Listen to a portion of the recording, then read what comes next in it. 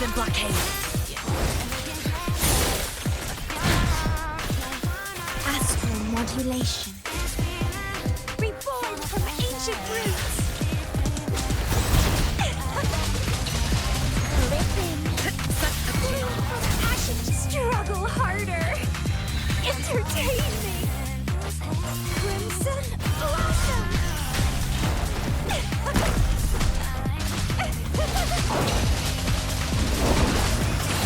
Let's have fun.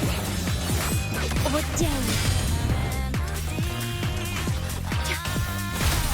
Like frigid death.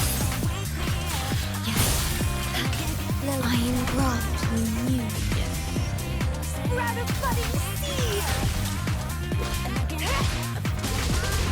Pruning and reborn from ancient. Feed my blossoms. Self-deceivers. Vitality sour.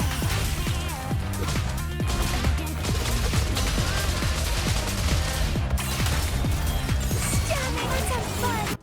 I believe Camellya is the best DPS in the game at the moment, but due to a lot of players using the wrong rotation, she actually may come off underwhelming or bad. So I want to make this comprehensive guide showing you how to play Camellya and her team optimally. Do a quick rundown of Camellya's kit. In an optimized rotation, you will never be using her basic attacks, so let's just move on. Camellya's skill has a lot going on. First, pressing the skill, you immediately do a burst of damage and enter Blossom mode. In this stance, Camellya's basic and heavy attacks are changed, allowing her to attack in large AoE using her basics 1 and 2. You will then be able to hold basic attack 3 and do the spin attack. Or you could just hold the attack from the beginning, the game will automatically do basic attack 1 and 2 and you'll spin. This spin is an auto parry to everything in the game, and since Camellya is in mid-air, you will end up dodging most unparryable attacks anyways. After pressing the skill again, you'll do another burst of damage and auto plunge to the ground, ending your stance. Or you may also use a jump attack to end the stance early. Onto her forte. After using Camellya's intro, you'll realize her forte bar is filled.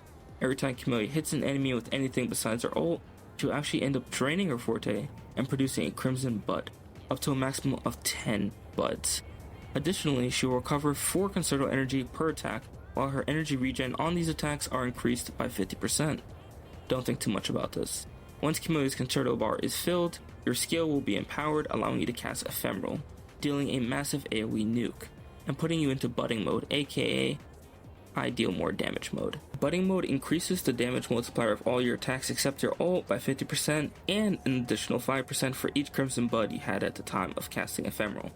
In this state, you cannot generate energy for your ult, and it ends once you either swap off Camellya or your forte is emptied.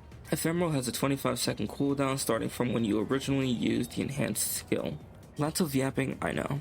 Here's an easy one. Camellya's Liberation is just a screen nuke. That's it. Nothing more, nothing less. As is her intro, just a lot smaller of a nuke and about 1/10 of the damage. For skill priority, level her forte and skill as high as you can, preferably maxing them both. You can leave intro and normal attacks unleveled and getting your Liberation to at least 6, then level it as you please. Both of her inherent skills are important, so just unlock them. For weapons, if you have her signature, use it. If you don't, just use any 5-star sword that you have. Otherwise, using the 4-star from the new event, you get a free R5 copy of the sword for just completing the event. At max rank, it's giving you 58% attack and 12% crit rate.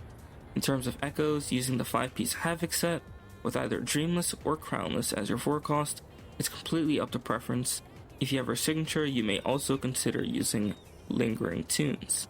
For teammates, using Sanhua is a must. Shorekeeper is ideal, but Verena also works fine.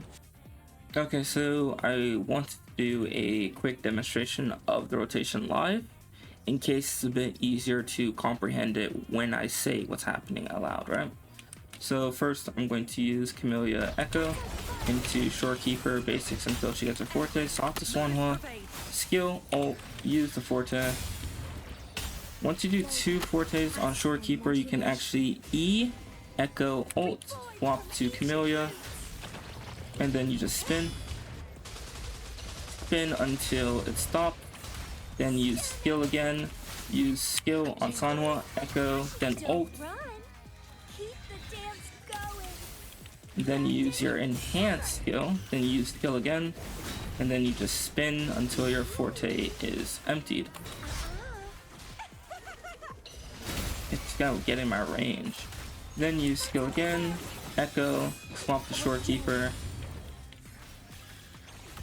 Once you have a forte again, swap to Sanhua, E, R, forte, swap back to Shorekeeper, get 2 fortes off, then E, echo, ult, swap to Camellya, spin until it stops,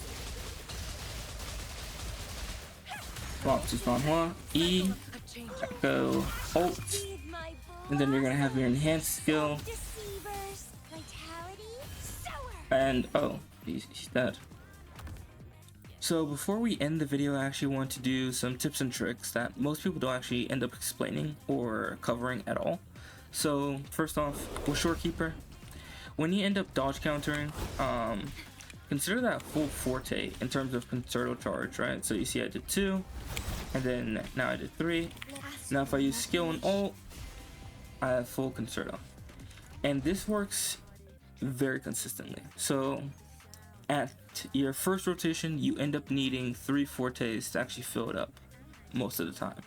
So by that logic, if I end up doing 1 dodge counter, and then, oh wait, I actually need to hit him, then 2 dodge counters, then if I do this, then I only need 1 more forte, and then I'm full.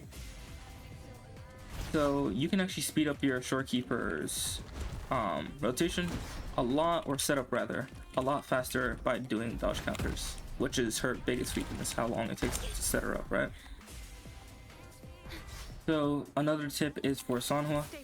With Sanhua, whenever you skill, you can actually start charging your forte and then ult, and it will keep your forte where it was during the ult animation, which allows you to significantly faster swap out. So that's another trick.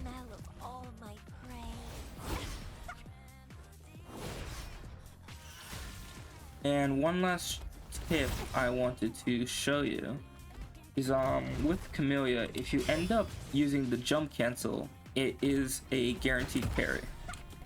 So you know, if you're done spinning, or if you you know, just want to get out of the form earlier and you have an opportunity to parry, you can just press spacebar. It's an automatic parry every single time. Hopefully he's gonna do his attack again and I can parry it. Just show it to you once more. Alright, right here, right? I'm just gonna press spacebar, boom. And then the last tip is gonna be on Camellya. With Camellya's bud stacking, her skill actually gives her 2 buds. And exiting her skill also gives her buds. So if you end up getting sick and then you exit or intro. Okay, so I'm adding this at the end because I'm just hearing about it. Apparently there's this like debate going on if you should use white or red hair in single target fights, as white hair actually has a higher multiplier on the spin comparatively to red. It's a very small multiplier difference, is about 100%, which is whatever, right? And I'm just gonna say that you should use red, and the reason is, if you have any common sense whatsoever, you kind of remember that your skill does damage. Yeah, your skill does like 300 damage by just activating it, and then it does like another 300 damage from like leaving the skill. So that's 600 damage that you just missed out because you're like, oh yeah, my basic attacks did 100% more damage. So yeah, use red hair, don't be stupid.